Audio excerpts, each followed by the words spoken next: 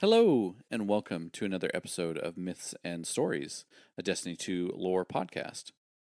Today, we are covering more secret dialogue from the Pale Heart. Last time, we talked about all the feathers that were in the cysts, which were little visions given to Mithrax, and that there are more than six, so if you find one, pick it up, maybe find a new one. But today we're going to be doing the Lost Sector. I believe it's in the Blooming. Correct me if I'm wrong, Myth. I think that's correct. I think that's the right one. But yeah, it's got to be because it has both Hive and Taken. Uh, Yeah. Yep. I don't know if this was a neat little thing about the Pale Heart. I don't know if any of you guys have noticed, but the landing is all Hive. And then as you transition into the Blooming, you transition over to this mix of Hive and Taken. And then the further into the Pale Heart you get, it becomes more and more Taken. And what's the new enemy type? Dusk? Drusk? Dread. Dread? I Yeah. see. I'm bad with names. So yeah, that was a fun little thing that we started noticing a while back. But anyway, the Lost Sector in the Blooming. There is when you go through them the first time throughout the story, and we've talked about this one when we covered the campaign. There is a Lucent Hive in this one, and her name is Luzaku. And she has all sorts of fun little dialogues. And every time you go rerun the Lost Sector, she has a new set of dialogue that she's talking with either. I don't think she ever addresses us directly, except for during the campaign.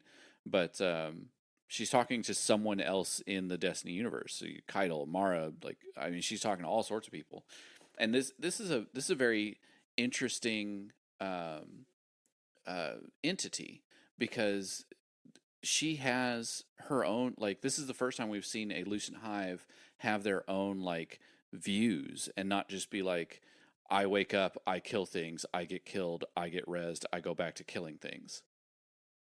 Because I'm remembering a few lore entries, and it might have just been something about God, I've already forgotten the ghost name out there in Savathun Stormworld. Is it Finch? Yeah. Yeah. I want to call him Finn or Flynn or then my mind went crazy and was like Flynn Rider. No, that's Rapunzel. So Finch, I believe he talked about his guardian where like he'd res him and then the knight would just like run into battle like kind of mindlessly get killed, and then Finch is like, no, you got to stop doing that, like, and then res him and be like, okay, listen, we need to go to the traveling. No, kill everything, and then the knight would just run back in and die again. So that's where Finch finally made a choice, like, okay, I'm not resing you anymore. But Lizaku is very different. Lizaku is very, she has her own. Obviously, she has her own thoughts and will and all that stuff, but like, she has a unique perspective that we haven't seen from the Lucent Hive before.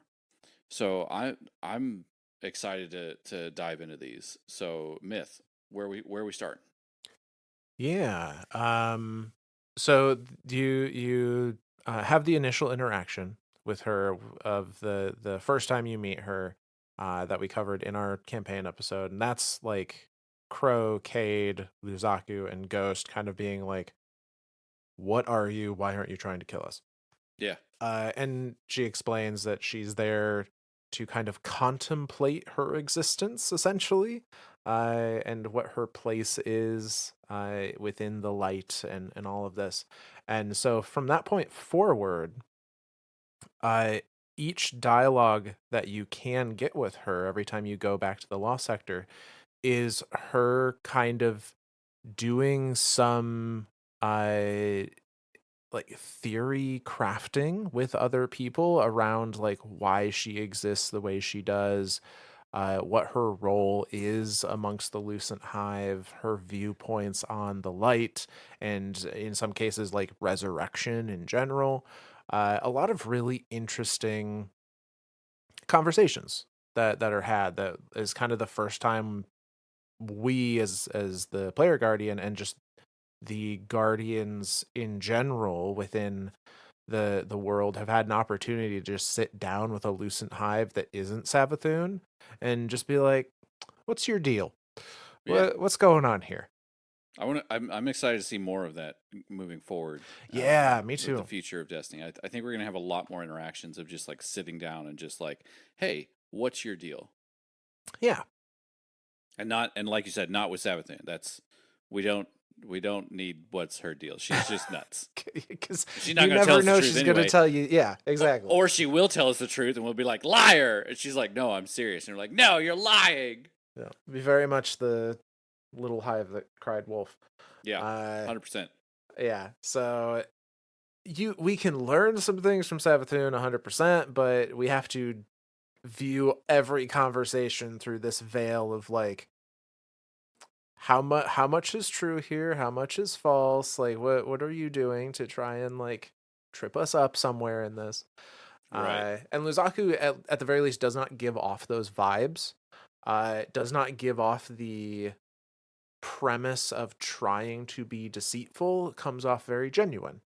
uh Absolutely. maybe there'll be some big story twist and it's like, haha, I got you. But I don't feel Dude, like if that's she where this is turns gonna out to be go. like Savathun 2.0, I'm just fuck the Lucent Hive, kill them all. Yeah, no, I don't think that that's where this is gonna go. Um, but so there's a couple of very candid conversations. The first one we're gonna start with here, and there are 10 in total. So there's a whole lot of variety every time you run this law sector. You can get something new for quite some time. The first one we're gonna go over is between Luzaku and our ghost. And it's kind of a lot of these are shorter conversations, and this one is just kind of a like establishing where Luzaku stands in relation to Savathun. So the first one goes like this, and Luzaku always starts these interactions by saying, "The sky greets you," and then Ghost chimes in, "Luzaku, you haven't rejoined the other Lucent Hive." "No, this one seeks different truths. This one will follow her own path." And Savathun is okay with that? "The Witch Queen does not desire control, and yet freedom is a prison, and choice is a cage of our own making." "I don't understand." "Neither does this one, but in time, all things can be revealed." And that's kind of the end of their interaction. So, like I said, very much a unique point of view, or a unique, maybe not point of view, a unique interaction, um, and one that, again, I don't know that um, I don't know that Lazaku even truly understands kind of like what's going on around her. Right.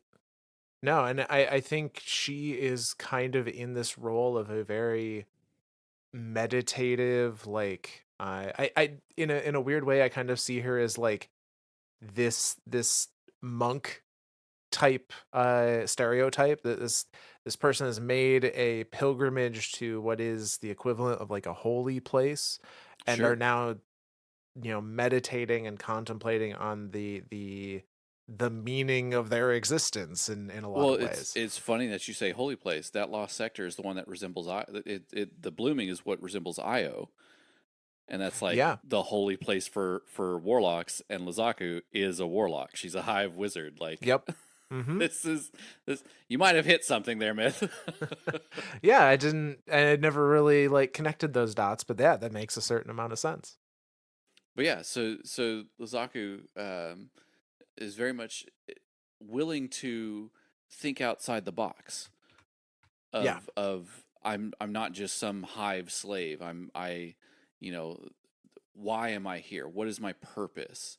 Which, again, we've seen that line of questioning before from an entity that had interactions with a traveler, and they turned out to be psychotic. Yeah, they went a very So different route. asking purpose out of the light could be dangerous, especially from an entity that is or has previously been so intertwined with darkness. But yeah, it's interesting here to me to see a Lucent Hive like actually question like, okay, I was rezzed. Why was I rezzed? Because and that's a lot of Guardians just kind of take that line of thought for granted. Like we get rezzed and the ghost says, "Go to the last city." We're like, okay. You go to the last city and they're like, "Hey, go do strikes." And you're like, "Okay." And you go do Yeah. strikes, and then you talk to Shaq. She's like, "Hold your skills in the Crucible, Guardian." Okay. Like we do a lot of like just follow the next dot in the path. Well, and some of that is just because video game, but Right. other Right. pieces of that, if we remove the video game portion, are resurrection for a guardian of humanity has always been conscription into armed services, essentially. Right. We are a military force at the end of the Right. day. I think that's just a fact. Right. And there are certainly some people that went AWOL, drifter, for a long while at least. Uh, but like the act of resurrecting, just by nature of how, the fact that you were to, you had to defend yourself against this harsh world, is you were kind of being forcibly conscripted into the ranks of guardians. And if you didn't have a reason to try to work against that, then like that was just the path laid out before you. Right. Well, and we always talked about, I don't know if we always did, but I've always thought of the point of view up until really the final shape, that the Guardians, and I think Zavala has the same kind of mentality for a while, of like the Guardians are the protectors of humanity, Yeah. and as final shape starts playing out more and more and more, or even just the whole of Destiny starts playing out more and more and more, we start that idea starts to evolve into, oh, we're not just the Guardians of humanity. This might actually be the last stand of the light. Like if the witness does what the witness wants to do, the universe loses. It's not just like, oh, soul system lost, cool, move on to the next one. We might truly be the last bastion Yeah. of the universe. Yeah. At least the last, I mean, for some, in some capacity, the last that the traveler wanted to stake their Sure, survival on. sure. Everything else seemed to have failed, so screw it. I'm going to try this one last thing and Yeah. have a little bit of hope, a little bit of faith. Uh, and I guess you could maybe argue with the whole conscription thing that the Hive were kind of in a similar boat. They were told very early on, and I believe it's in one of these dialogues we're going to read today. Um, the Hive were not given the grace of a wiped memory. Right. The Hive, upon their resurrection, were immediately given all of their memories by Savathun, the Lucent Hive. Uh, Oh shit. so it's not a case where they had this moment of like, I don't know who I am. I don't remember these old desires and grudges and Right. uh, you know religions in the case of sword logic. Like they were resurrected, had a brief moment of memory being wiped, and then all of their old memories were re-downloaded into them, and they're like, oh, that's who I was, that's my mission, destroy XYZ thing. I mean, that I explains a lot about Finn's ghost now, Yeah. or Finn's guardian rather. Yeah. And to Not think Finn, that Flint, Finch. God damn it! I did Finch, it again. I knew what you meant. I uh know. and which makes Luzaku all the more interesting in that she knows everything she did as a like hive pre-resurrection, and even with that knowledge, being resurrected in the light and being granted, a to be a hive guardian, she has decided and come to the conclusion that like that doesn't need to be my life. There is something more that I can hope for, that I can strive for, that I can try to understand. I like it. Uh, I like it. Question everything, especially when given life from Savathun. yeah, and I think that the discussion she has with Ghost here kind of points to that. She says, Witch Queen does not desire control. So that tells me the Witch Queen is not actively like giving orders to the Lucent Hive necessarily. Uh, and yet having no direction, having the true freedom of choose anything is feels imprisoning in and of itself. It's Uh, option overload. It's the same issue I have in literally every instance of my life, Myth. yeah, I mean, analysis paralysis is a very real That's thing. that's what it is. That's why do you think I keep my vault so clean? Yeah, because then you just don't have to make the choice. I don't have to make the choice. If I found the 10 weapons that work for me, neat. Those are the 10 weapons I'm going to use for the rest of eternity. Like that's it. Like get cool, we introduced 17 new weapons. Neat. That was fun for 5 seconds. Back to Old Faithful. yeah, yeah. But this idea gets further expanded upon in the next dialogue that we'll go over, where Savathun herself has a discussion with Luzaku here.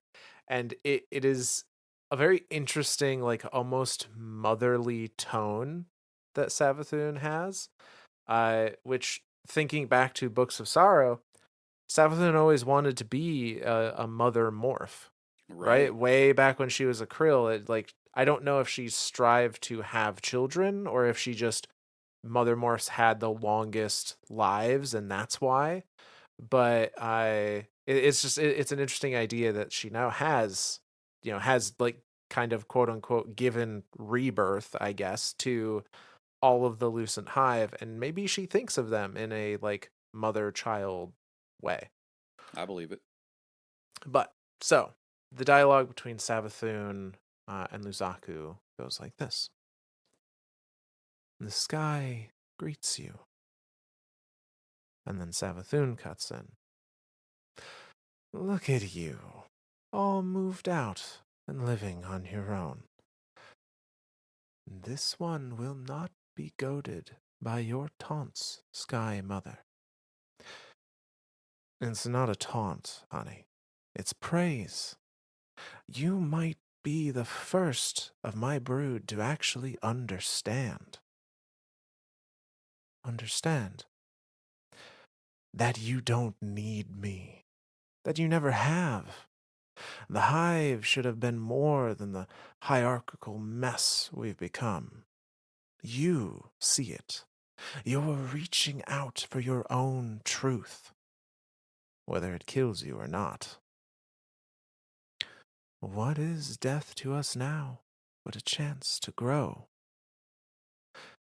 And what is beyond death, beyond life? Hmm. Noodle on that one, sweetie. And that's the end of their dialogue. I think the start of this is like just Savathun just trying to take credit for shit that like like oh see you moved out haha that's exactly what I wanted and then internally she's like my baby. I mean, certainly a option. Again, you never truly You know never know. Savathun's You intention. can't Savathun's though. intentions. Um, but it is an interesting idea that I do think she believes that the hive should be more than what they are now. Like 100%. she has always bulked against this idea of this like hierarchy of tithing. Yeah. I mean that was the whole reason like I mean I'm thinking back to like some of her dialogue in pre Witch Queen. I can't think of the Right. season's name now. Where she was in frozen stasis, but like that was her whole thing. Like she was like, I want to be free of the worm.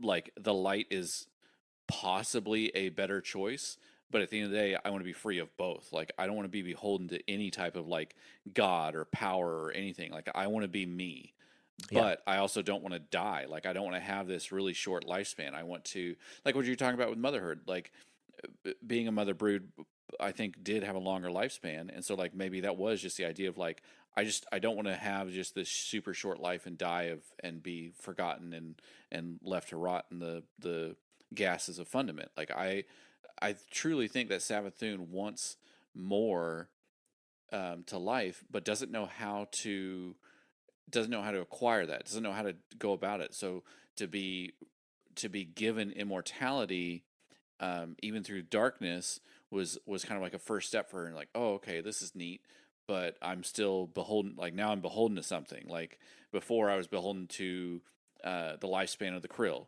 Now I'm beholden to darkness, and then to get free of that and go to the light and go, okay, cool. Now I'm free of the darkness. I don't have to tithe anymore. But now I'm kind of beholden to the light, even if the light is more free, Right. question mark, like has a freer will, I guess. I it's when I start thinking of the light and dark now it's like this internal crisis of like, are we really free, or are we just another slave to another prisoner? Like, what is going on here? So yeah, it's I think Savathun does want more, and so that part of her telling Lizaku that might be more true, um, than I'm even giving it credit for. Um, so yeah, I think she does want more, but I think she's also trying to take credit, just to be like, haha, I told you so. 5 years down the line. Sure. Yeah. Uh, like any good parent. Yeah, yeah. Oh my God, yes. Oh my God, yes. uh, but yeah. So this idea of and the thing she ends with, like, what is beyond life and death? Like, okay, death is now, I won't say not a concern, but not as much of a concern for you because you have resurrection. But what is beyond all of that? And I don't know if that's Savathun hinting to Luzaku about her whole plan of like breaking free from the Destiny universe kind of thing. I Uh, think so. that we talked about, in Truth to Power. Yeah. I could see that 100%. I Maybe it's just maybe her telling Lazaki to go touch grass. yeah, Stop playing video games for 5 minutes and just go touch grass. like yeah. You don't need to sit here and just think about things. Like go do stuff. uh but no, so it's just a really interesting interaction, and it seems like Savathun would be perfectly fine with the Lucent Brood just deciding to do other things if they wanted. I think you're right. So it's kind of a Again, I cool moment. the Lucent Brood as a whole, I think I truly think that was just like a happenstance thing. Like, I her Savathun getting resurrected was like a again this question of like, what happens when I'm like, I already know what happens when I'm resident in the dark. What happens when I'm resident in the light? Like, is this any different? Do I feel any different? Is there a greater sense of purpose when I'm resident in light? Am I beholden to anything? Like, what happens if I do get my memories wiped? Is that better to have no memories, or should I still have memories? Like, it's this interesting. I feel like Savathun just keeps doing these interesting thought experiments, but then like playing them out and going, okay, well, here's a thought experiment. Let's do it. Let's put it to the test and see what happens. Yeah, and I think that ultimately Savathun's resurrection was a gamble, was a proof of concept. Absolutely, And 100%.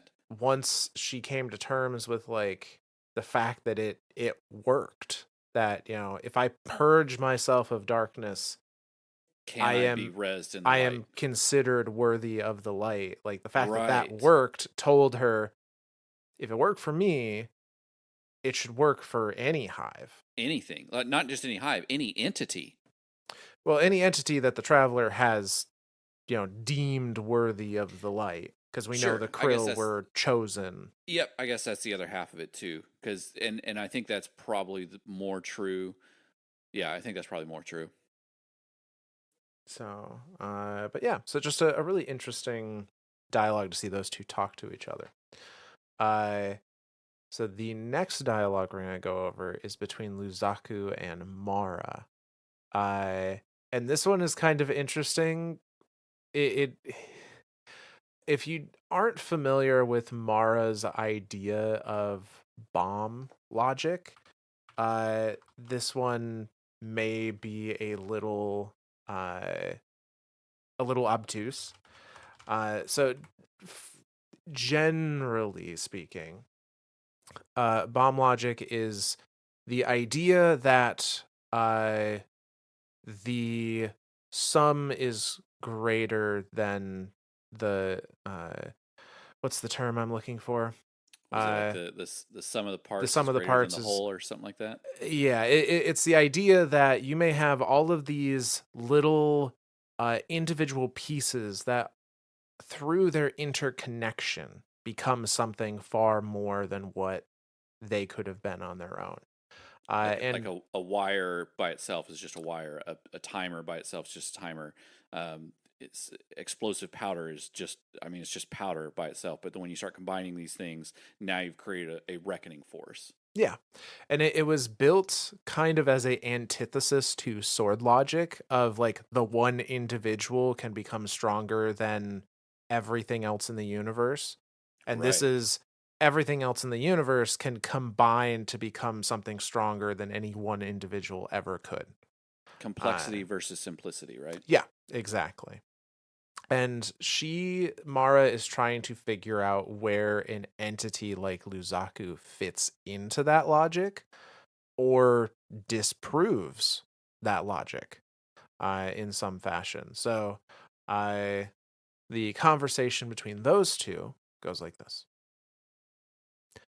the sky greets you, and then Mara chimes in, the Lucent Hive's very own Black Swan event. Greetings, Luzaku. I am Queen Mara of the Awoken.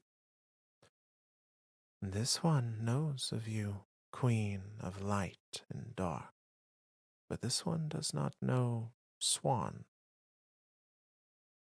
For our conversation, it is a metaphor used to describe an impactful, unexpected event that is later rationalized with the benefit of hindsight. You are an outlier. I am guilty of rationalizing, giving a definition to your existence and purpose to fit my own biases. And what has the Queen of Light and Dark defined? That you are a component to a piece of logic I am only now beginning to fully understand. That you are a part of something greater, a component of a bomb yet to detonate that is isolation, that in isolation defies knowing, and in this I concede to my own biases. You defy definition. This one is intrigued by your perspective. Perhaps we should contemplate these possibilities together. Perhaps in time, but I am not yet ready to put my emotions aside. I doubt many are. And that's the end of their dialogue. I mean, the end of that brings up a really interesting point. Like at the end of the day, what you are staring at was at some point in time a hive. It's the same issue that everyone had with Crow when he first rezzed. Mm-hmm. You know, Crow rezzed every single guardian that came across him was like, you, and just beat the shit out of him.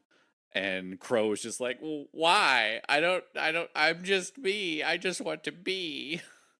Uh so yeah, like it's an interesting thought that like this entity, Luzaku, is willing to kind of like sit down and contemplate different ideas of existence. Um, specifically here with Mara, the idea of bomb logic of like maybe I am a greater maybe there is something more to me than just being a hive, or maybe me sitting here thinking makes me a more complex, a better, or not better, a greater part of a bigger whole. Mm-hmm.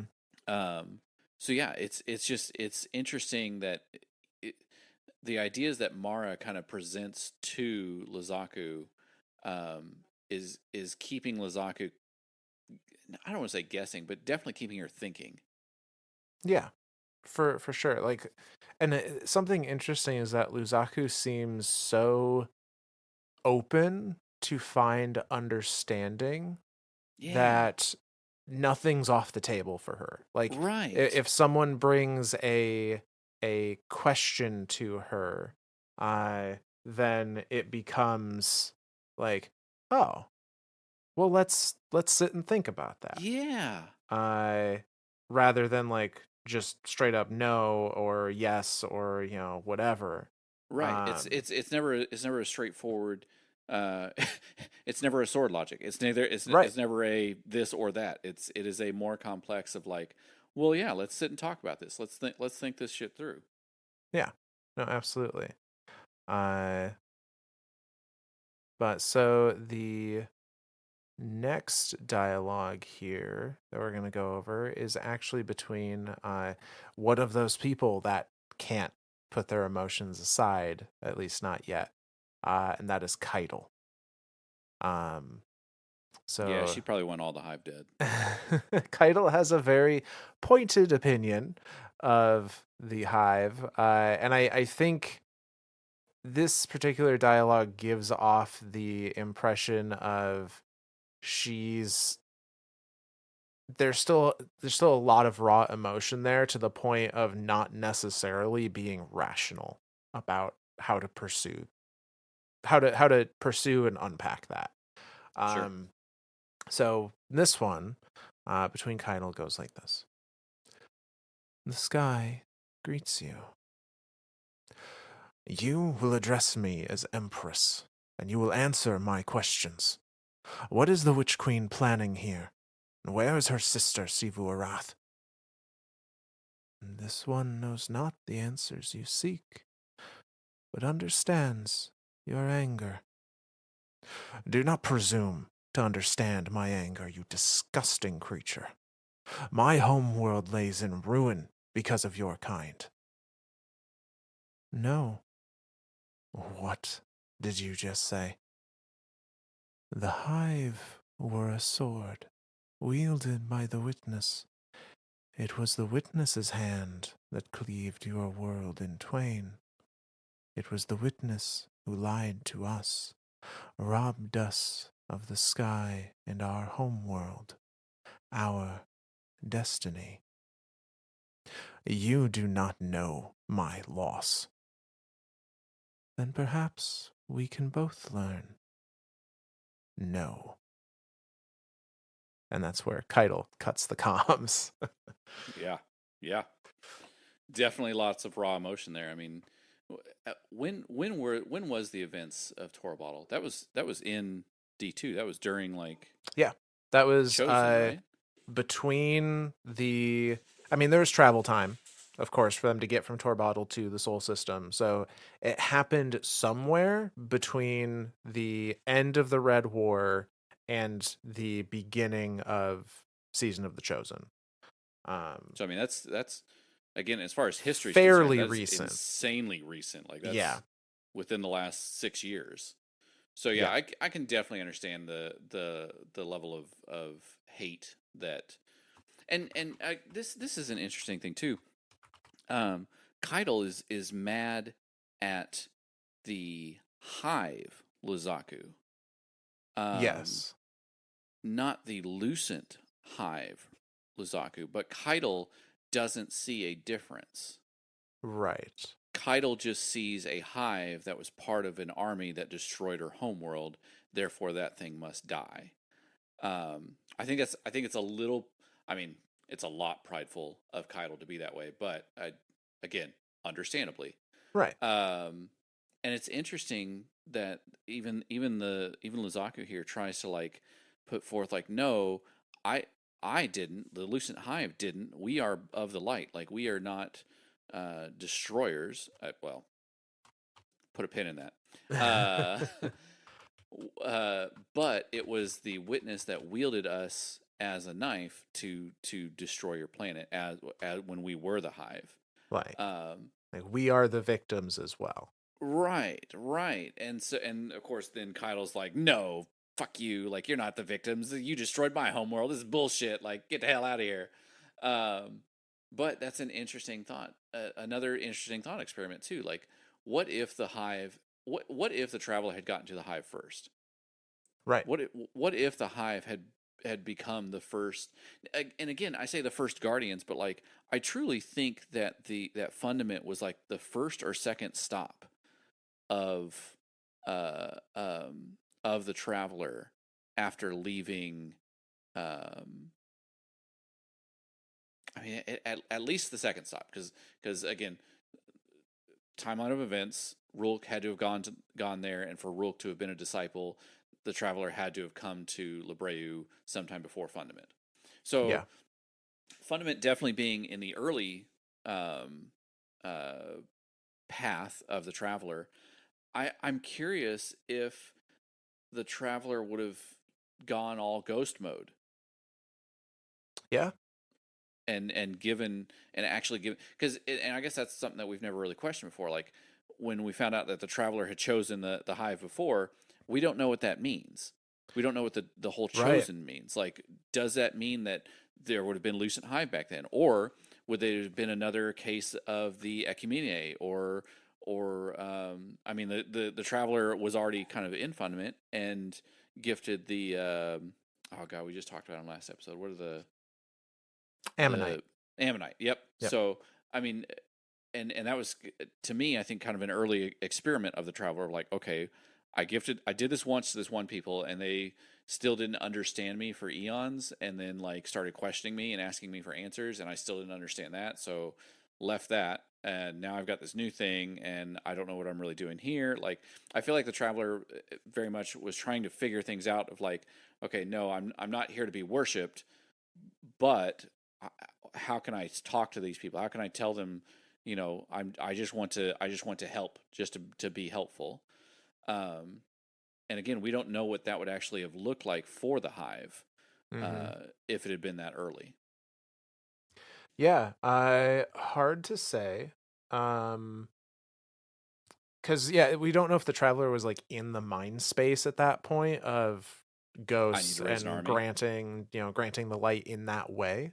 right? What I do think is interesting is that thus far the hive are the only things that have been resurrected as guardians other than humanity. Sure, And that is to say that like there were other races that had time. I mean, the Elixni revered and right. studied the light in a very philosophical way in regards to like the splicers, or at least to hear Mithrax tell it. uh and even there aren't any Elixni raised as Right. guardians. There's no ghosts that exist there either. The one time that we've had ghosts was again, that idea of that final stand, that bastion, that collapse. Like, okay, everything's coming down around me. I got to do something. Right. Now, the one thing I wonder is if the krill had this same innate ability, biology, whatever it is that lets them do it, if they had the same innate capacity to wield paracausal forces that humanity does, that the Elixni just don't. I'm starting to think more and more that that might be the case because again, the krill, through way of the becoming hive, were able to wield darkness. Right. But and remind me hive magic. There's somewhere that explains what hive magic actually is. Uh, I know I'm trying to there's, remember loosely like what it actually was. It's yeah. not like actual wielding darkness. It's like manipulate. Eris talks about it at some point in time. we're going to give everyone homework again, which, funny enough, people have actually started doing homework for us. And I feel so, I feel like the proud math teacher that has assigned homework and somebody actually came back and turned it in. I'm like, oh, thank you. My life is fulfilled. Uh, but I remember at some point in time, uh, hive magic, and specifically like the whole green, like, the circle appears on the ground and it's teleportation, but somehow that was being explained, and it wasn't actually truly darkness. But I can't I remember. I think I think it is dark. Um it just I I don't have it in front of me, but what I'm remembering is that it is them manipulating darkness. It's just they didn't, it's their interpretation of the that mentality, or that perspective that offers them access to darkness. Sure. Uh, Kind of like how when we interpret light, we interpret it as arc, solar, void. For right. them, interpreting darkness was like, okay, cool, I can make teleportation circles. And like that was like for them, like that was kind of like the end of the thought process. Like, neat. I found this thing to do. I'm gonna do this thing. Well, a lot of their ideas around manipulating darkness focused on song, Right. focused on like, death song, Yep. and then eventually weaving. So it was like weaving threads, singing songs. Those were their expressions of how they manipulated the dark. Oh, weaving like strand. Right. And we actually we talked about that when we did our Lightfall stuff, when like Strand was first introduced, that like Strand may not, like, even though our Guardians are the first to discover it, quote unquote, I don't know that that concept is really all that new for darkness. Sure. Um Well, and again, with darkness being tied to like consciousness, and I keep saying memory, but it's really more consciousness than memory. yeah. And that idea of like weaving everything into this. Now this is more veil oriented than darkness oriented, but weaving everything into this idea of conductor and chorus. So again, like what you're saying, that song, that strand, that weaving, all of that seems to be very darkness. So yeah, I can see that. I can see where the hive didn't necessarily look at it as teleportation. They just started focusing on the idea of harmony and song, and not harmony. Harmony to me is now more balance oriented, Right. Yeah. with light and dark, but definitely more the song oriented, and strand oriented. Yeah. So, uh yeah, just I'm trying to remember how we got to where we are at this point. I'm Uh, sorry. You know me. I took the somebody made me conductor of this train, and I yeah. said, "Wee, strand rails, neat." Uh, No, the idea that what if the hive had been given right, right, right. Yeah, light? yeah.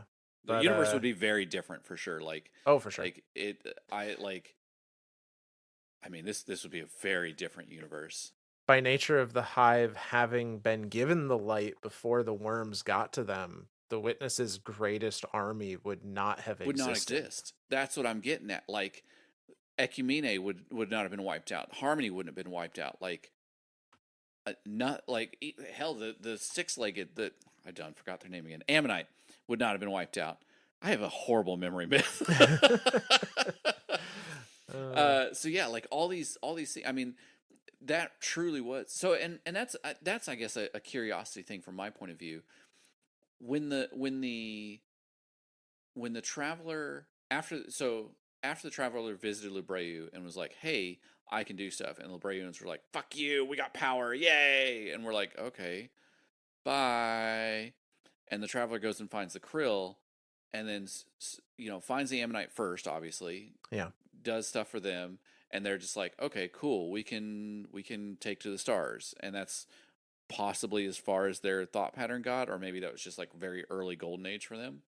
Um, and then the witness sees this happening and is like, "Oh, what is the traveler doing? It's starting to mess with other races. I've got to stop it." because then they'll end up like me. They'll end up like my race. Uh, so let me, send my greatest disciple Rulk down there and interrupt and intercept. Um, did after that point, and when he did, when the worms were like, "Hey, here's our worms. Now you're part of darkness. Here, raise an army. Like now you can live forever." Um, was that kind of like the turning point for the traveler to go, "Oh, he's raising an army. I have to raise an army." I don't know if that was the turning point for the traveler to be like, I need to raise an army, because even after those events, it didn't actively seem to try to do that. Right. It still Um, kept going on. It's kind of like primary directive of like find right. find race, create golden age, move on. I do think that that was perhaps when it learned that something else is going to try and steal the ability for me to uplift people away from me. And maybe that is what had it like start doing more rapid fire kind of things, like let me Sure. stop in with the harmony and bring them up, and then left the harmony before the witness and the hive ever came across them. So it wasn't Right. necessarily a case of, in that instance, where it fled because it was being chased on its heels by the hive. It dropped itself, gave them the gift mast and whatever, and then kept on going. uh, so it may have just accelerated its motivation to be like, I need to try and uplift as many things as I can, because if I don't, then they could be stolen from me. Sure. Sure. Fine. So all that is to say, Keitel real mad. Yep. Yep. That was the original point we were making. Yes, yes. Uh, Do not give me the rails again. So, continuing on, one that has a little different ideology than Keitel around the Lucent Hive, or around Luzaku in particular, um, is Mithrax. Mithrax has a very unique perspective on what a Lightbringer from a previously hostile race may be going through and may be met with. And so the conversation between them goes like this: The sky greets you, Mithrax. I greet you in the light, Guardian. I apologize if my decorum is lacking. It is difficult to trust your kind. This one understands. This one does not judge. It is how the humans must have felt on seeing you, Kel of the Sky.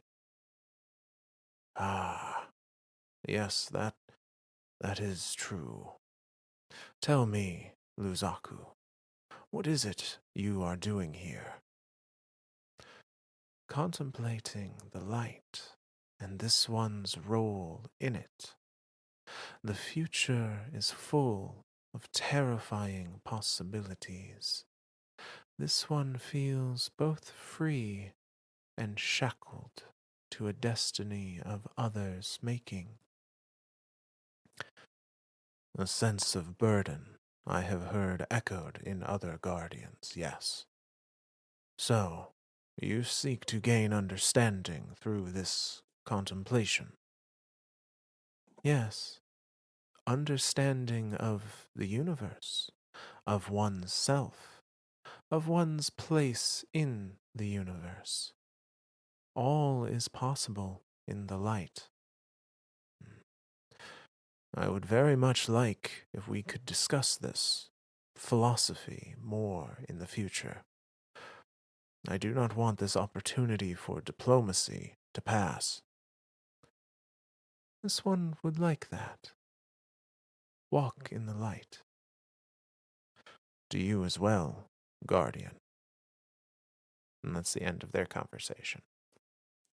This is an interesting one because I think Mithrax has a similar, maybe not point of view, maybe point of view. I don't know.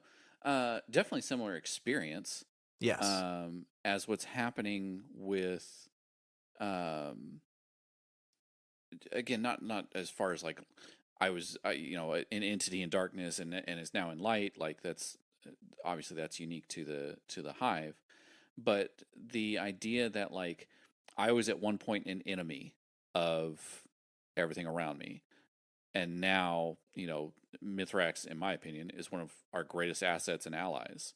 Mm-hmm. Um, so yeah, so for Mithrax to look at this and go, "Yeah, no, I get what you're feeling. I understand. I understand the hostility you're being met with. Like it just that makes sense.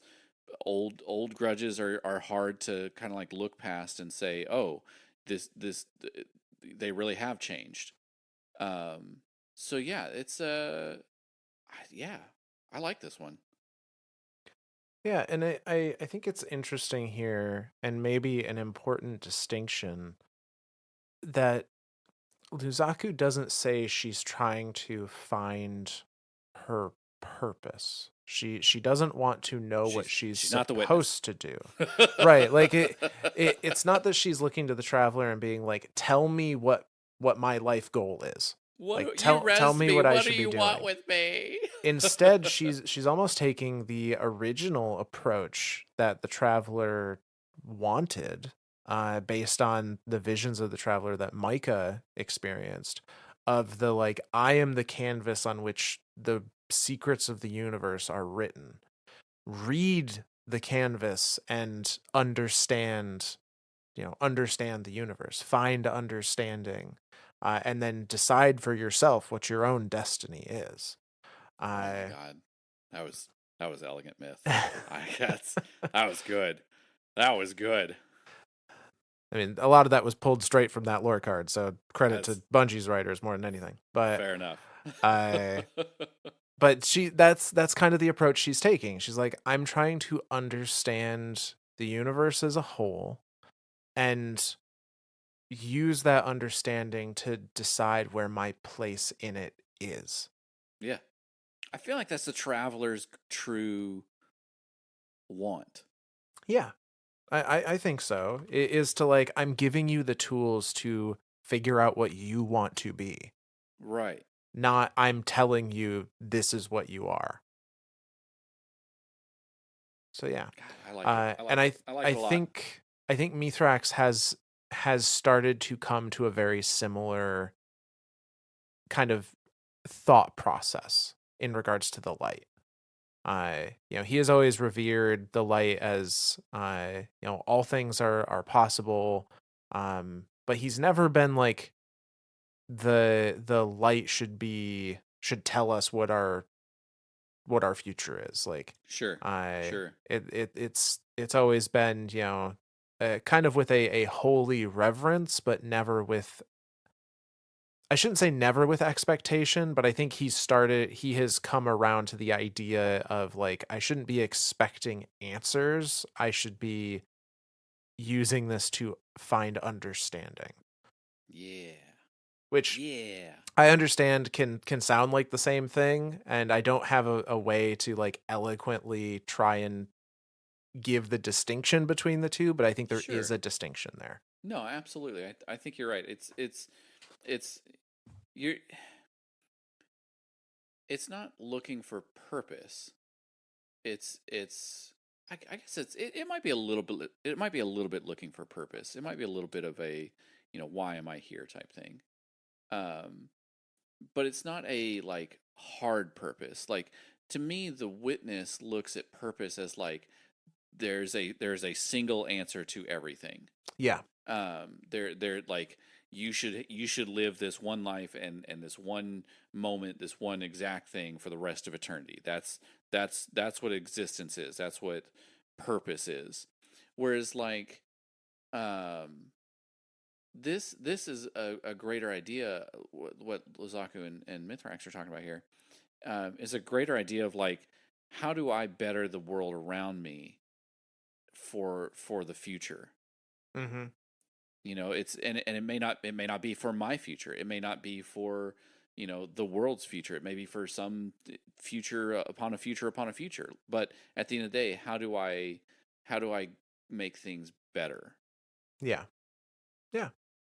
I think that's a more elegant purpose than just a flat like, hey, you like again looking at Zavala and the witness tempting Zavala, like, hey, you liked your life with your wife and your kid. How about you live that for eternity? Yeah. Unmoving, unchanging, forever the same. Yeah, Like, yeah, I can do that. You want that? Yeah, guess what? You want that because I told you you want that.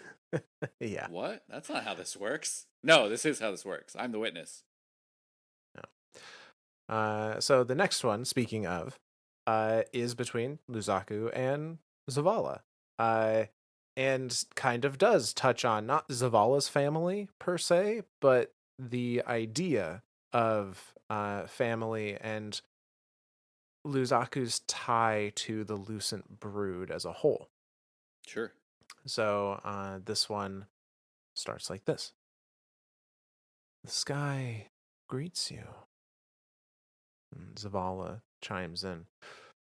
So it's true. Then you've turned against Savathun? No. Brood is family. Fighting would solve nothing. Conflict is the sword's lie.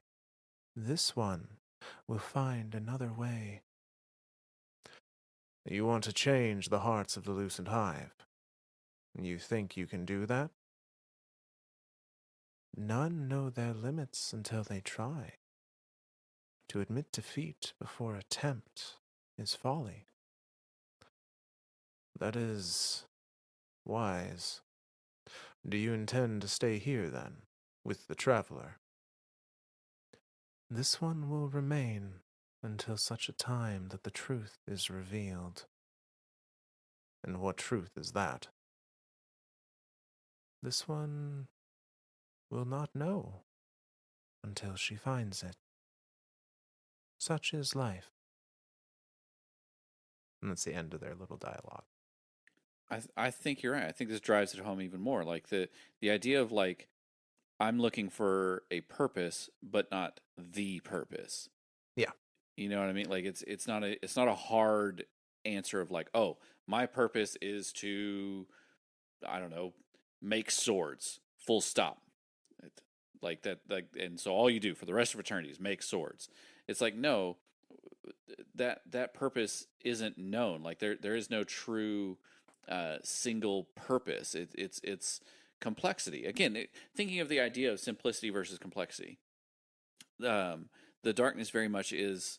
I say the darkness, which is odd to think too. Anyway, I just had like a multiple thought on top of thought thing that happened just there. Simplicity versus complexity. Simplicity being the sword logic. There's only one. There can only be a single thing. Complexity being the bomb logic. Like I am better. I am I as an individual can help the greater whole become greater than what even those individual pieces by themselves could ever become. Um, but then, like when you think of like darkness, the power being tied to consciousness, I think consciousness is a very complex thing in of itself. Whereas like the light being tied to form, being tied to uh, physical things, is a much more easier concept to grasp. So it's interesting that sure. like the level of concept that's being introduced at a higher level, and then the face value of it being very much different, the logic behind it being different. So I props to Zavala for actually not being like Keitel, Yeah, and being like death to all of you, and B, it's I really do like that idea that Lizaku isn't looking for a single purpose here. Lizaku this really is a temple type thing. This really is like the monk in the temple, of like I'm just thinking. I'm playing out thought experiments as much as I can to try to get a better understanding of the world around me, and B, my place in it. So yeah, again, not a hard purpose, a like a very abstract purpose. Yeah, not a like what is the answer to life, the universe, and everything, but 42. what is yeah, right? What is an answer for me that Yeah, yeah, yeah, yeah. betters the life, the universe, and everything? Yeah. Yeah. I like it. Yeah. Uh so the next dialogue here is between Luzaku and Ikora, the other member of the Vanguard. Uh and Ikora kind of points out what we have already talked about a little bit, and that being that this is not the first time Luzaku has come up uh, with the report of the hive that did not crush the Guardian's ghost and instead let it free, and that their ghost Ulak, who we know to be Luzaku's ghost, was super upset at the hive like not being murder hungry, essentially. Yeah. Um, and so Ikora kind of brings that up, and we learn a little additional info here. Because I don't know if this was mentioned in the original. It must have been mentioned in the original like Ulak lore card, but that hive was an acolyte, not a wizard. Oh. Uh, and so Ikora presses on that, and this dialogue goes like this. The sky greets you. Ikora cuts in. Luzaku, there's a report I have of an acolyte with your name that once spared a guardian during the first assault by the Lucent brood on Mars. But I see a wizard here before me. With a normal hive, I'd assume you had taken on a new morph, but we know so little about hive lightbearers. Are you the same, Luzaku? This one is Luzaku. This one was reforged for a purpose. Now this one seeks to understand that purpose. So you're saying the light changed you. After passing through the threshold and arriving here, this one was changed. How? Why? This one does not know.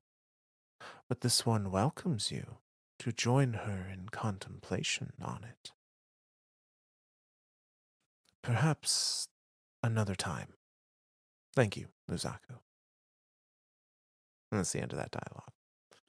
So this is kind of big. Like I'm assuming the threshold that they're talking about is the entrance to the Pale Heart, the I'm giant assuming shrine so, yeah.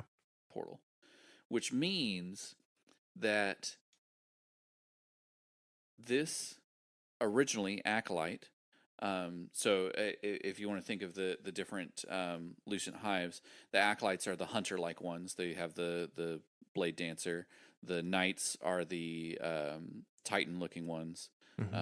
or the titan-like ones that wield the dual shields and stuff like that, and will literally kill you from behind cover. It's so fucking annoying. Uh, Stupid Captain America shields is bullshit. And he's got two of them. Uh, the wizards are the warlock style ones where they have the tickle fingers. Yeah. Um, if we if we apply base level logic here, I say base level. Maybe it's just my logic. Titans dumb crayon eaters. Hunters don't want to stay in the towers. Warlocks want to read every book ever. So if this acolyte coming through this threshold and the light sees this one acolyte that at one point in time did not like was at least questioning. Like again, we Right. don't really see hunters questioning a whole lot. They're just kind of out in the wilds, like, hey, don't talk to me. I'm doing hunter stuff. Um, it's interesting to me to see this acolyte come through this threshold and then the light go, oh, well, you're at least a thinking hunter. Let me put you in a again, this is very base level of me to say this, a truer form of what I think should be your form, and then puts them as a wizard form. And now it's like, oh, well, I'm a wizard. Because again, we've never seen a wizard use, we've never seen a lucent wizard, A lucent wizard use solar or void or anything like that. Right. They've always been a tickle Arc. fingers Yeah. arc wizard. So it's interesting to me that that as passing through the threshold, the light and either the light or the traveler. I'm leaning more towards the traveler, because again the light is just a force. It's just an energy signature. Um, but the traveler would look at this acolyte and go, "Hey, I've seen what you did through your ghost because, like what Kate said, the light, ghost, all of that stuff is connected. I've seen what you did. You spared a guardian and didn't crush one. Let me give you a more correct, and I'm going to put that in quotations because that's not the word I want to use, but it's the only word I can think of. Um, Form of a wizard, a thinker, a knowledge seeker. Now, come seek knowledge. Come contemplate on the light. Come reflect on everything before you. So that it's and Ikora kind of hits it there too. Like, WTF? Pretty sure you were not a wizard before. Like, what's going on here? And even the wizard truly doesn't have an answer for her here, um, but is at least willing to, like, hey, let's sit and think about this. Then, like, that's an interesting question. What do you think? And Ikora's just like, yeah, neat. Bye. Yeah. It's totally like, rain check. Bye bye. Yeah, Um, yeah. so I have a slightly different interpretation on how all this may have gone down. I hope you do because So mine feels slightly racist towards warlocks, hunters, and titans. classist, yeah. Classist, not racist. Classist Uh, towards hunters and titans. so Which as again, everyone has pointed out that I am just a secret titan, and on my hunter, I do a lot of melee things. So I think you guys are not wrong. to be fair, pretty much all hunters do a lot of melee things right now with the meta. So, It's so good. um, Prismatic hunter, so good. but I think we are perhaps getting a little too lost in the like community memes of the classes and not actually Sure, looking at what the classes are, in representation in game. sure. I'll Uh take guilt on that. the idea, like, there are plenty of, warlocks that want to be out in the field rather than in a library. There are plenty of titans that are interested in the world around them that don't want to just like punch stuff till it breaks. I I mean, there are hunters that work within the hidden that have put themselves in a or at least I believe there's hunters that have been within the hidden that have put themselves in a like command structure of sorts. Um, so I don't think those are universal truths that we can they're stereotypes. Absolutely. Uh Absolutely they are. And I apologize for being guilty of playing into those. um I mean, they're fun to play into every now and then, but as I far mean, as to be the fair, lore is Bungie did it concerned, too sure. with Saint was With like, Saint, he's like, I'm just a titan. I'm just a titan. Like, those are big words. I'm just a titan. Please Yeah. dumb down. Like, okay, fuckers. Yeah, instead of explain it like I'm five, it's like, explain it like I'm a Like, titan. I'm a titan. Uh Exactly. so they have fun with it too, 100%. But I think for this like a greater view, overview of things, those don't necessarily apply in that way.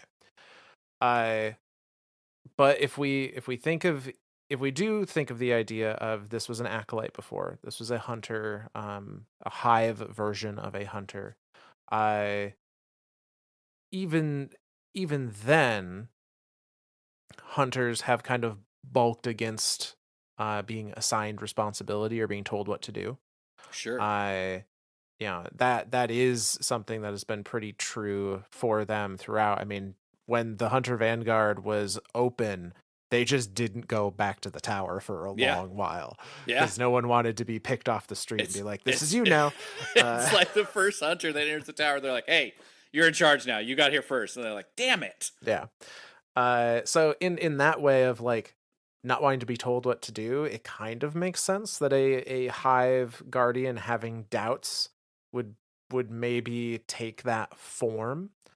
And that we don't know how forms are decided. Sure. We don't know if it's purely Ikor, like biological or if there's some level of the ghost resurrects them in that form because of Right. something going on And with their personality. Ikora says just as much there too. Like we don't know much about your biology. Like Right. maybe like when you die, like you go into an egg and then you're like, okay, now I rehatch as something else. Or like as I grow up, we're curious if it's like, at least I'm curious if it's if is it closer to um uh Elixni biology, where like if I get more ether, I become a captain, like I grow more arms and stuff. Yeah, I don't know. I mean, we have seen via the cutscene cinematics from the Witch Queen, we've seen these lucent hive kind of born from their first bodies. Right. Uh, and we've never seen one change their shape after that shape was decided. Um, except now for Luzaku. And I absolutely am in agreement. I think going through the threshold is like passing into the Pale Heart. I don't think her form changed because of a conscious decision by the traveler or her ghost or even her probably. Because Interesting. at that point in time, the traveler is literally having like its guts dug out. I don't think it's gonna zero in on a single hive acolyte and be like, "You should be a wizard now." No, Yeah. it had other things going on. you're you're not wrong. Like I guess I didn't think of the bigger picture of what was going on there. So yeah, you're probably not wrong. But as Luzaku passed into this space of dark and light mix of ideas manifesting into reality, I think perhaps subconsciously Luzaku may have had the thought process, and especially with the hive in general, there is this understanding that like the studious uh assignments of the hive, the unraveling of the mysteries of the hive are always wizards. Those are always being assigned to wizards. Like that's their job in the hive hierarchy. Sure. And so perhaps subconsciously passing into this space that is whatever you are dreaming in your head can become manifest. That moment of passing into this space and in her head being like, I feel like a wizard. Like I feel like I should be this other morph. And Dude, that makes way more sense than my idea. by that token, because that is where their mental image is, and they're passing into this space where, you know, dreams are reality, like Right. she pops out the other side as that thing that she felt like she was. Dude, that makes so much. That's all right. You're better at this than I am. Not that better, that just just different approach. it's just it makes way more sense for it to be like that. Like I guess I've never really put two and two together there of like, oh, we are passing through this space of consciousness. I mean, literally everything around us is being formed because of things that we think of. Like we enter this space and like the first thing we see kind of on I'd say kind of like on the beginning of the threshold was like Oryx. It was like his courtyard and stuff, and then we start walking through that, and we see the church, and like we're seeing like all these different places we've been, kind of living through memory. There's hive ships, there's the inside of a pyramid ship, there's Rook stuff, there's all sorts of interesting stuff there. And then when we get through to the other side, it's just a pure place of light, and then there's that one little blip of darkness. It's kind of the opposite of like what Mara saw, right? Like Right. darkness everywhere and a single blip of light. We have light everywhere and a single blip of darkness, and like, oh, well, what is that? And we start moving towards it, and the closer we get, we start realizing, oh, this is a corruption of types. Like, what is going on here? And we start passing through that space, and it's literally forming around us. Like, as we walk forward, we're like, where do we go? And then all of a sudden, a statue pops up and is pointing, hey, over there. And you're like, oh, shit, okay. And so we walk through that area, and now we're in this space that feels familiar to us. There's uh, familiar in the sense of like I've seen that before. A giant fucking ghost. Right. The old sections of the old speaker traveler. speaker tower, the section of the old tower where the speaker was. God, that was a hard set of words to string together. Um, through that like lens looking thing, right? Where like as you pass through it, you're looking back through that section and you see the entrance to the Pale Heart, and then as you go further on, you're like, oh, okay, that's starting to make me think of the city, and then the city appears in front of you. You're on rooftops and shit. You're like, oh, well, I need to get to the tower, and then boom, you're in the tower. Like as you're Yeah. walking through these spaces, this is like happening in real time in front of you. And so like, yeah, I guess I never really put two and two together there. And that's, you're probably way more right than I am, of like, this hive was thinking, oh, I need to be a wizard because wizards are like the thinkers, and I am a thinker. And as he passed through, or as he, she, they passed through, was, boom, on the other side, I'm a wizard. So that brings me to another interesting thought experiment. Can we do that? An interesting idea. If I'm like, I'm a warlock, but I like to punch things. I want to punch a wall. Now I'm a titan with Nova Bomb. No, with uh, Needle Storm. A titan with Needle Storm and yeah. Shurikens. I mean, there is like there really, in universe, there really isn't a true division between the classes. Like that, those are all just self-identifiers. Like Sure, people have decided, okay, I am a warlock, or I am a titan, or I am a hunter, and that has determined how they were like trained in their usage of the light, or what they gravitate towards naturally as their usage of the light. But there's like there's no separators sure. in how someone can use the light, The light's the technically light. It's just speaking. an energy source. You Right. you you use it however you want to use it. Same thing with the darkness. The darkness is the darkness. You use it however you want to use it. Yeah, so technically speaking, there's nothing really preventing somebody from, throwing a Titan shield, casting a Nova bomb, and having a Hunter dodge. Uh, Except because video game. That's the right. that. Yeah. This is the one time we will. I say we. I will fully concede. This is strictly because video game. Yeah. 110%. Uh, and it does make sense that people would have these kind of mental constructs around, like, when it's that the learned bias thing. Yeah, Like, if everyone ever since you've been resurrected has been like, oh, you like to use knives, and you can summon a pistol out of the air, well, you're a hunter. This is yep, what hunters are all about. Then, like, I can understand a new guardian being like, oh, okay, that's my identity, and that kind of cements everything for them. sure. uh Rather than, it would be really interesting, and I guess we've never seen the Drifter do it. So he would be one of the people I would be interested to see.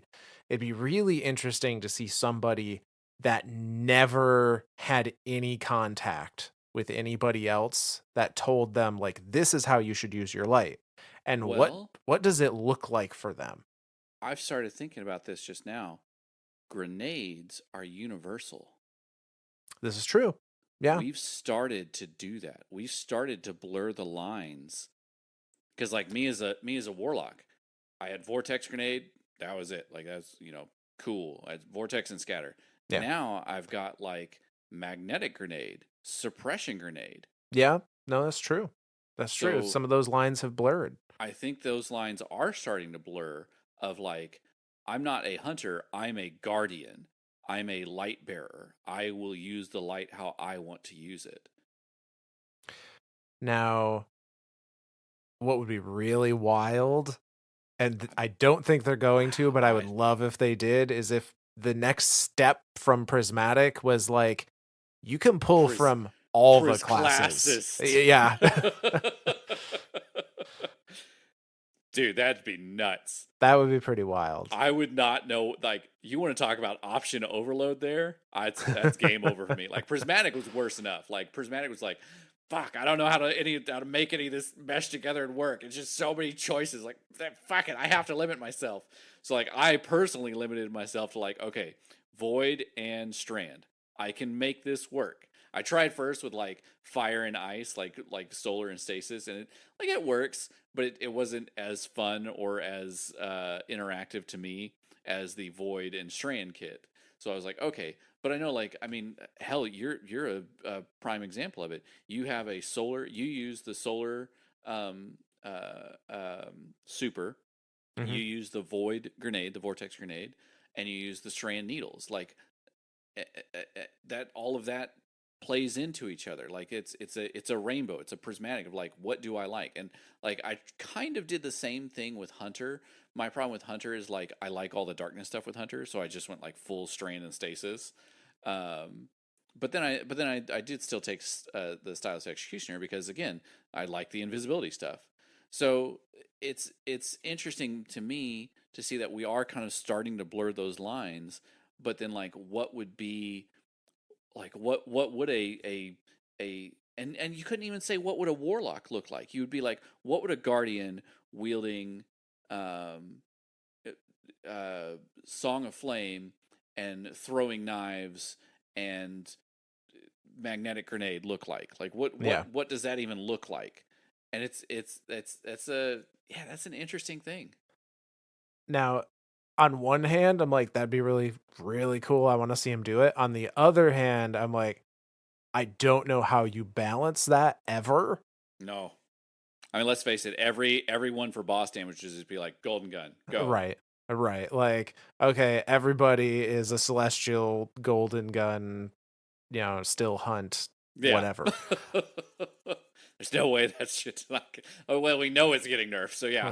Yeah. Yeah. Minor nerf. It just does the same damage as golden gun now. But Yeah. I but no, like conceptually it'd be really cool as far as like once you put it in a video game environment, that's just chaos. Like that's just it's not Chaos. really tenable. And I will say that like players have built up this idea of that's part of their character's identity is their class. Absolutely. And to Absolutely. just remove that I think would leave a lot of people feeling very lost with their They character. they turn to darkness. The spoilers, a lot of us already Oh, have. oh no. uh, but no. So, getting into the next dialogue here. This one is between Luzaku and Glint.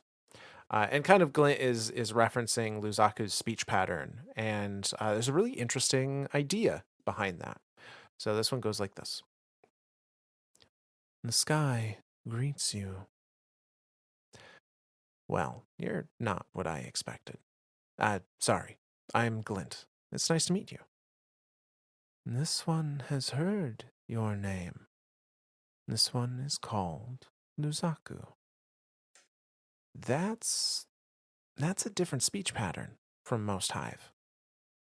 Why do you call yourself this one?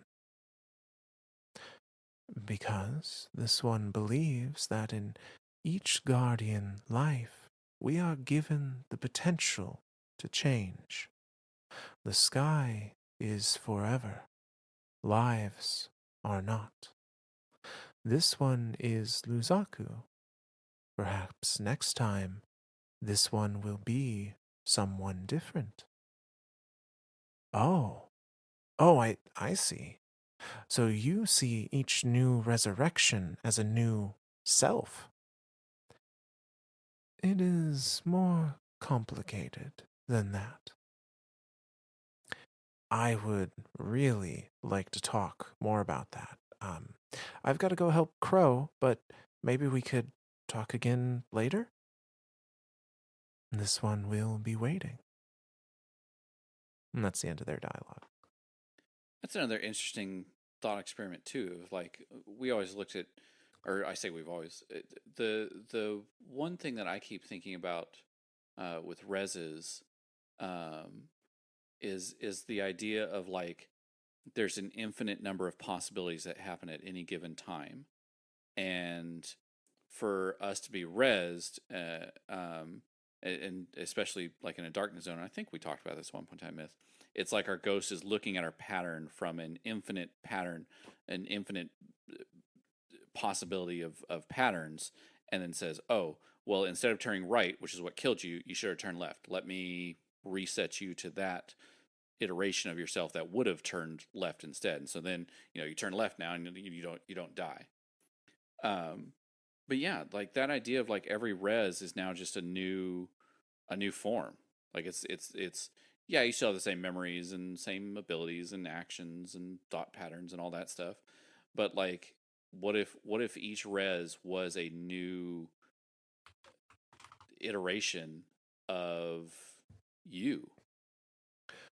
Yeah, it's kind of a variation of the ship of Theseus, Yeah, or yeah. the Theseus paradox, which is, uh, for those that haven't come across this before, it's the idea of, if you have a ship and you have to repair that ship over time, and eventually you replace all of the boards that make up that ship, is it still the same ship? Right. And that kind of happens on a molecular level, presumably every time we're resurrected. You're not wrong. I mean, like, if somebody bleeds out, like you can't just like. I mean, I guess theoretically you could pick all that up and stuff it back inside, but like, yeah, like I don't know, man. That's a thought pattern and a half. Yeah, that was an interesting interpretation for sure. On like, Luzaku refers to themselves as this one because that is this instance of this person, Well, that and is Luzaku. even thinking back to earlier, like again, they kept their name Lizaku, but before they were an acolyte. Like, okay, well, that one was Right. that one. This one is this one. Like, yeah, dude, that's interesting. Yeah, I've never really Luzaku thought gets of. philosophical. Oh my god, like this is the most like again, this is the I don't I'm gonna call it craziest. This is the craziest shit we've come across ever. I think like to have a philosophical hive guardian. It like when you okay, so when you were playing D1, did you ever think at some point in time we're gonna come across a hive that has a ghost, has thoughts, and is super philosophical? I can honestly say I didn't think much about the hive beyond like, Shoot them, don't die. yeah, for a long while. Like, it was a while before I started actually digging in. I think honestly with the calcified fragments in the books of sorrow where I was kind of like, oh, there's a lot of stuff going on in the background here, and that kind Was of spun me into this whole lore world. was that your initial like sit down and go, "Hey, hive, what's your deal?" Kinda, yeah. I love that's like our default of everything now. It's just like, "What's your deal?" Yeah. Very Jiminy Glick style. Like, I think I don't know what you are, so I just want to see what's your deal. uh, but no, so it is looking back on it, it is kind of fascinating to see where narratively we have ended up with some of these quote unquote enemy races. Yeah, And it's super cool. I love it. Oh. We have one last reading for this episode. Now, technically, this is the ninth reading. The 10th is with Micah, regarding Ulok. We already went over that in the Micah episode. Don't need to reiterate it again. Is essentially Luzaku saying, like, hey, I know of you. You have this pull, this aura around you.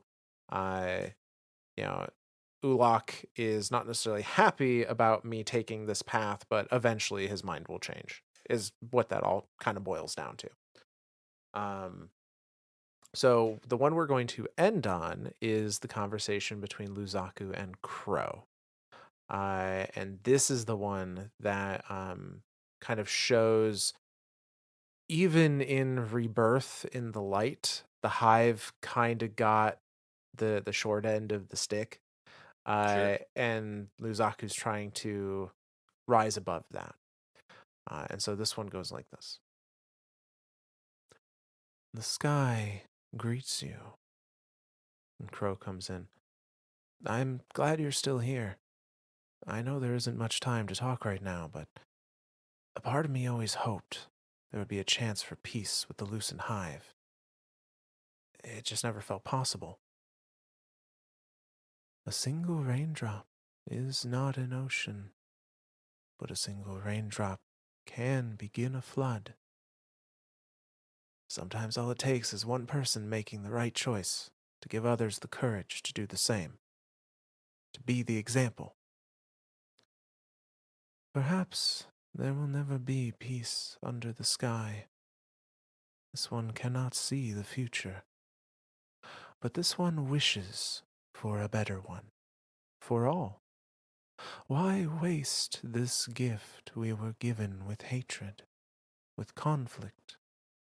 The sword was a lie, and yet still so many choose to believe it. Yeah, even in the face of the truth that the witness betrayed the hive, it's like they're too far gone to walk back what they've become, even the lucent brood. We were not given grace. We were told who we were, what atrocities we wrought, and many stepped back into their old truths. Forgetting really can be a gift. It is the sky's truest gift, liberation. Be safe, Luzaku. Perhaps one day the flood will come. That's the end of that dialogue. God damn. God damn. No, that's shit. That's a good one. That's a And good one. Crow is in a very unique position to Yeah. understand what it's like to have kind of that double life going on. Yeah. He's the only well, Micah. He and True. Micah are the only two that have all of their memories pre-Guardian. Anna is close, but I think Anna doesn't actually have all those memories. I think she is still looking Right. at everything through the lens of I was this person. I'm learning more about who I was, and maybe Rasputin helped her a lot too, because we know she spent a lot of time with Rasputin Yeah. after the Warmind Yeah. expansion, all the way up until the. I mean, she was even there with Rasputin when Rasputin like shut down when the darkness like kind of like when the first pyramid ship like passed through and Rasputin tried to shoot it down with all the war sats and then it just like the pyramid ship was like nope and Rasputin's like fuck Yeah. shut down. Well, and it's a very, and we talked about this before, but with Anna, it's a very different experience to Yeah. be like, I read a book about this person that has my name that did all these things. And Yep. compared to like, for Crow, I read a book about Aldrin that went into the Black Garden and, had a conversation with this weird amalgamation of a cabal that was like, had vines and shit attached to him versus remembering in the first person seeing what that looked like, smelling what that smelt like, feeling what Right. that felt like. All Like, those extra senses playing into the memory. yeah, it's such a visceral difference. Reading a book about stabbing a bad guy, in the chest is very different than actually being the person that stabbed a bad guy in the chest. Like, Yeah. so for Anna's point of view, from an academic perspective, I think she has an idea of who she was, but she doesn't feel like that person. Right. So, but yeah, I It only takes one though. It only takes yeah, one. yeah, one So that raindrop can start the flood. we may come across more Lucent Hive. They're like, hey, don't shoot me. Um, let's sit down and talk. Let's have tea I time. would I would love to see eventually at some point for there to be like a Luzaku's brood that is the equivalent of the House of Light for the hive. Yeah, yeah. Like that I would be mean, really cool. it's funny too because I'm thinking back to the cutscene that plays out right before you do the excision mission, the 12 man, and like Zavala's like addressing everyone. He's like humanity, and there's tons of humans there. And he's like Elixni, and there's tons of Elixni there. Cabal, and there's tons of Cabal there. And he's like, and Hive. There's a single fucking hive. It's just Savathun, and even he's kind of like reluctant to say it. Like Yeah. it makes me think of oh God, it's a Family Guy reference. One of the cold intros, or one of the, well, I don't know what they call them. The one of the intros was like, it was Family Guy as the Justice League, and it's like Superman and Aquaman and Wonder Woman, and then they get to Meg, and you're like, and Meg. And it's so monotone. Like, I was like, the humanity cabal elixir and Hive. Like, it felt so on point. I'm just like, God damn it. Like, Uh, um, no, so with that, that is going to be the end of our episode regarding the Luzaku Lost Sector dialogues. yeah. A lot of cool things to kind of think on and see different points of view on this relationship to the light and all that. So this is one. I think this is probably gonna kind of be the ending ish of our like deep dive into these visions and philosophical dialogues and stuff regarding the Pale Heart. We're probably going to start getting into more actual lore entries as far as like weapons and armor and that kind of stuff for at And the least the raid. next couple episodes, and then the raid. Yeah. We still got a So whole raid to talk about, because there's I'm gonna give you a minor spoiler here. Um, the Winnower is real. there's a whole lot to talk about with the raid. There's it's I can no longer be 99-1. I have to be 100% now. The Winnower is real. Um, I think it's coming for us. We're all gonna I die. I It's don't it's agree with the it's last bit, it's but it's death for everyone, Myth. We're all gonna die. yeah, yeah. So needless to say, look forward to Yeah. more lore readings and cards and stuff that will be probably a little easier to follow along than like, hey, this dialogue, if you go to this one place, that might happen for you. Yeah, go here over and over and over again. Yeah. There's more cool dialogues throughout the Traveler too. Oh, for Um, sure. Anytime you do one of the stitching events, or the chest that has like the darkness luster guarding it, and you follow those around. There's neat little interactions between like Micah and random entities. Every time you do an overthrow, when you finish it out, there's always a fun little dialogue there between people. My favorite is still when Savathun cuts in, like you finish it, and Savathun starts talking, and then out of nowhere, Zavala just comes back with "Get off my comms." I'm like, "Yeah, you tell him."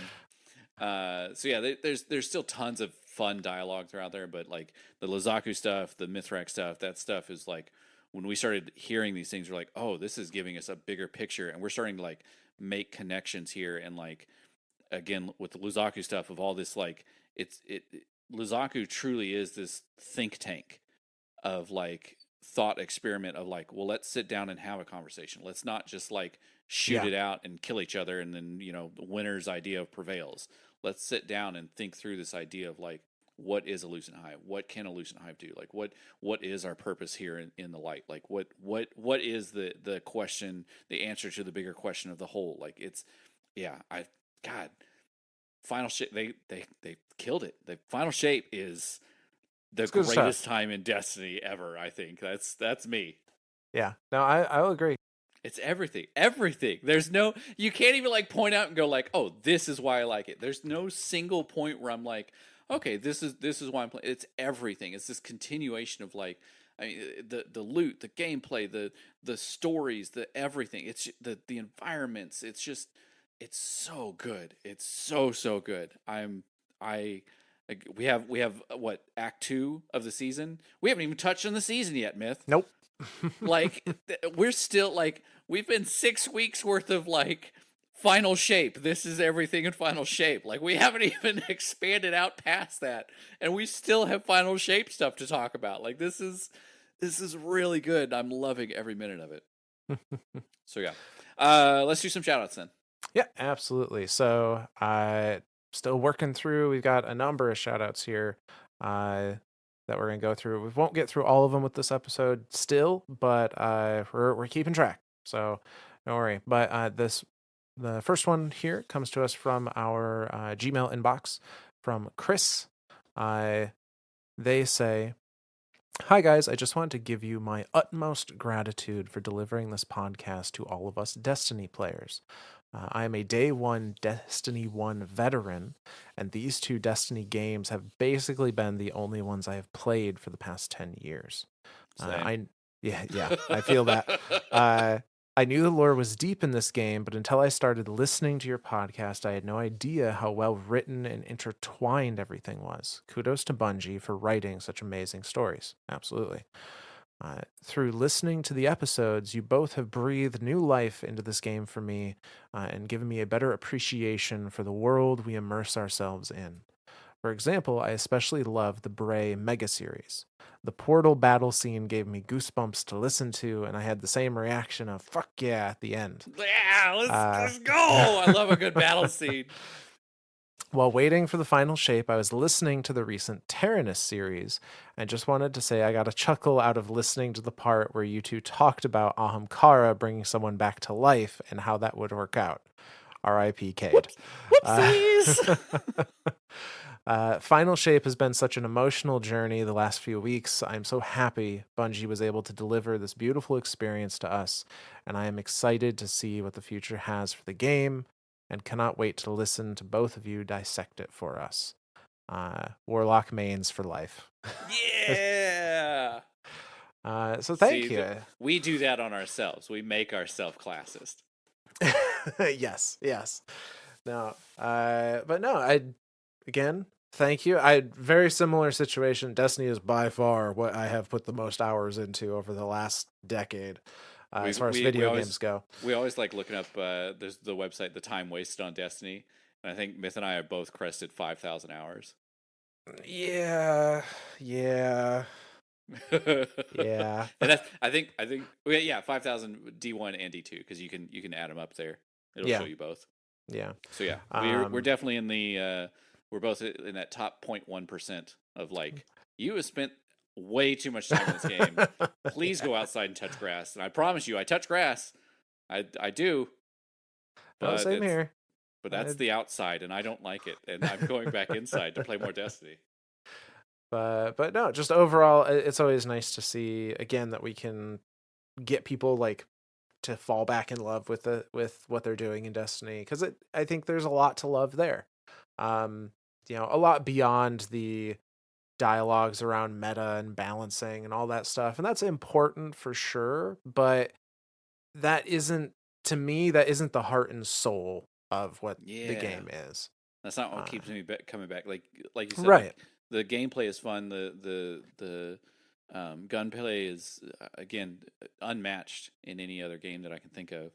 Um, it's the stories. It's all the little dialogue bits between two characters in game of their stuff. When I walk away from Destiny, it's still going in the background, right? There's Yeah. still stories being told there. So yeah, it feels alive, and that's what keeps me going with it. Yeah. But as far as what the future holds for the game, we're really looking forward to it as well. We've kind of made the same theory that a lot of people have that, like, hopefully we're leaving the solar system. I think we are. I Uh, think we're taking the wheel of the dreadnought, and we're just like I love it. I want it. kick in the afterburners. I want it so bad. But yeah, and hopefully, listening to us dissect what we have a final shape has given some more understanding to what's going on there. So yeah. The next one here actually comes to us from our YouTube. It was a YouTube comment that I thought was really interesting. Uh, this is a, I'm assuming, randomized username. It's user dash a bunch of characters. So apologies that I can't necessarily give a personalized credit there. But they said, random tinfoil theory. If the traveler is restored by ghosts returning to it in death, is it possible that the Lucent Brood were created in an effort to expedite that process? It's true that some unpaired ghosts still take to field work, but largely they spend time searching for a partner or helping out in other ways.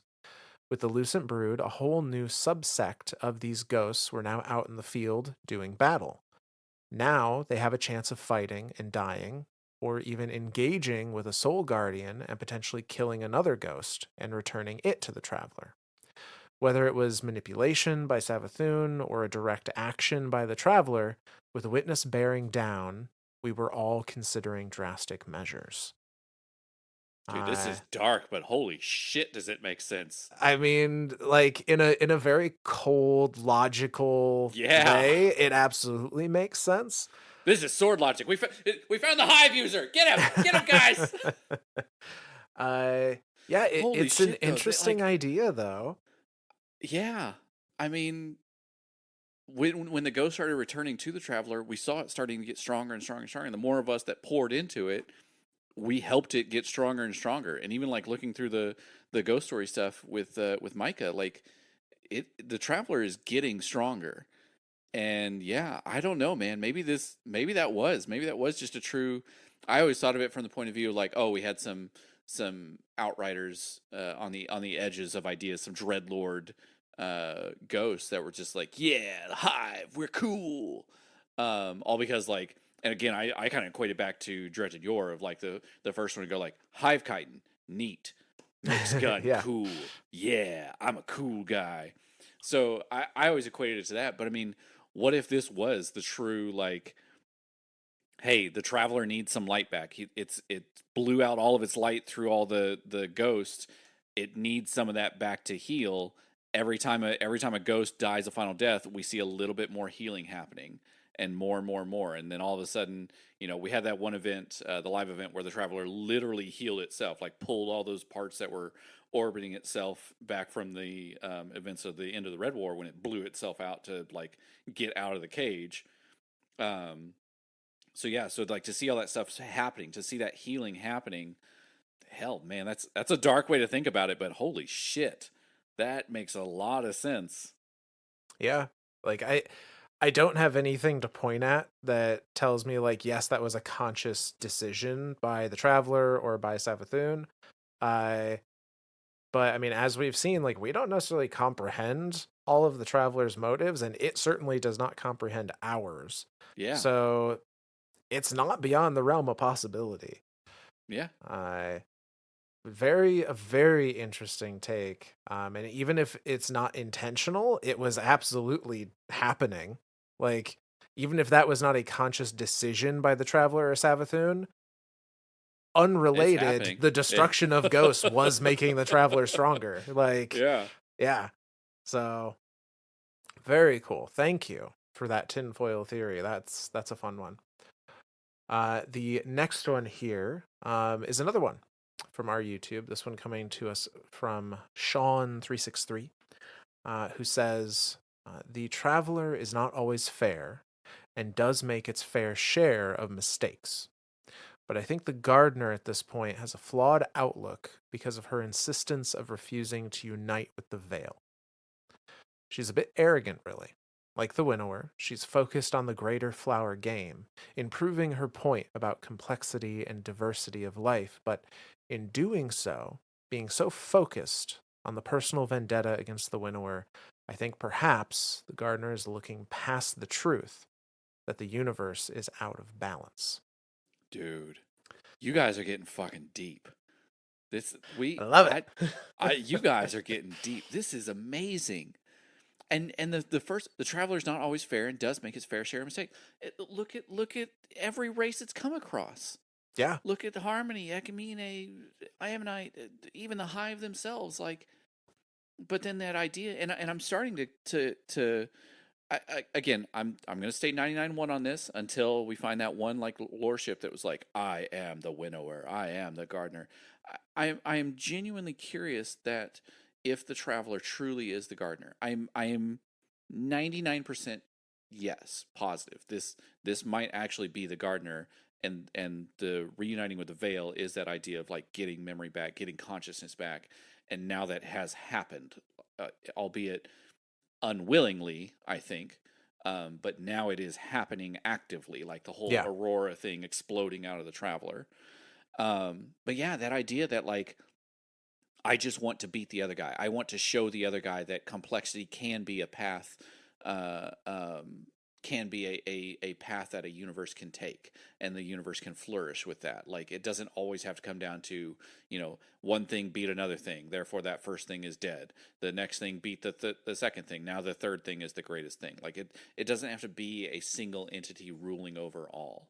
So yeah, I this is fucking deep. And it's kind of interesting because it harkens back to the initial, like, quote unquote problem presented in the Unveiling lore book. Yeah, It that the by the telling of presumably the winnower, whoever the author of Unveiling is, by their telling, the gardener was frustrated with how the state of all the universes kept going and wanted to introduce this new thing to the mix. We're assuming light in that right. case. Uh, and Light or paracausality. yeah, perhaps the more general paracausality, but introduce this force that was not there before. And the from the winnower's perspective in Unveiling, they're like, no, no, no, no. Like That's cheating. well, not just cheating, but like you're disrupting the natural balance. Like Yeah, you are now making this an unnatural thing. And you're that's kind of influencing it the in an unnatural way. right. And that was kind of the cusp of their disagreement on like how this should be going.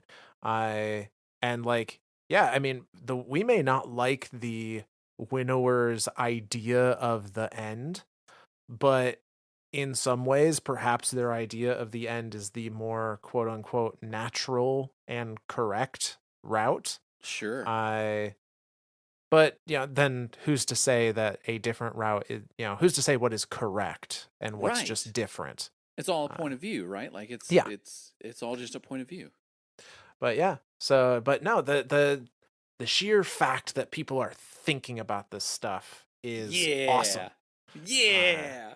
and perhaps this is independent of anything we've said, and this is stuff that was already in your brain, and if so, that is awesome too. But if we had even the smallest bit of like, yeah, I wonder if, and that spiraled into your own theory, then like that is the highest honor I can think of That's to that's get more someone what in there. I think that's more what I enjoy out of what we do is inspiring that thinking of that like, well, okay, well, you said this, well, what about this? Like to keep that idea of thinking going, not just to like just say, hey, these are the facts, accept them. Yeah. I love the idea of questioning. I used to, and this is kind of like an odd one for me too. In the military, you never ask why. You're told to do something and you do it. As soon as you start asking why, you end up getting to do a lot of push-ups, um, and you get an incredibly upper body strength. And eventually, you will either stop asking why, or you'll be the buffest dude ever in the military. So yeah, I love that people are asking why. Ask like that's the bigger question here of like why. All the stories are neat, but why? Why is this happening? What is Yeah. going on here? Yeah. So, uh, so yeah, thank you for sharing your theories because we love seeing it, and I think you're probably onto something. Yeah. Uh, so one last quick one here. This one comes to us from our Twitter page, uh, from Big Bales, who just says, "Keep it up, best podcast related to Destiny. The only complaint I have is I've started saying, well, shit." I know. That's I take blame for this one. This is 100% my fault. That's I get to a moment and like I've had this there's so many moments where like I have this like theory going and then like something happens and I'm like shit, I got to rethink everything now. Like I have this like instantaneous of like I have to rethink my entire life choices now. And so then like my brain just shuts down for a minute and goes, "Nope, not doing that." So yeah, I take blame for that. That's on me. Yep, Ian, point that comment at that one right there. But Yes. but yeah. Other than that, though, I'm glad you're enjoying it. say, and it's always nice to hear you believe it's the best one related to Destiny. That's always a warm and Yeah. fuzzy feeling. So thank you. Yeah. But yeah. So all right. Well, with that, we're going to get to the end of our episode here. If you liked what you heard, you want to support us in some way, leave a review on your platform of choice. That helps us out quite a bit. If you feel strongly enough, you want to leave a text review, or new to Spotify, you can leave comments now. Go ahead and do so. We Yay! enjoy reading those. You can find us on Twitter at Myths and Stories, YouTube, youtube.com/ at Myths and Stories, or Gmail, mythsandstories at gmail.com, and you may hear yourself as a future shout out. Yeah. I don't know who to thank here, man. I didn't make anyone up, so I didn't come up with a random character. Well, it wasn't a whole lot of opportunity to, I honestly. know. Lots of thinking though. Lots of thinking to do. You know what? Screw it. I'll just thank Lazaku.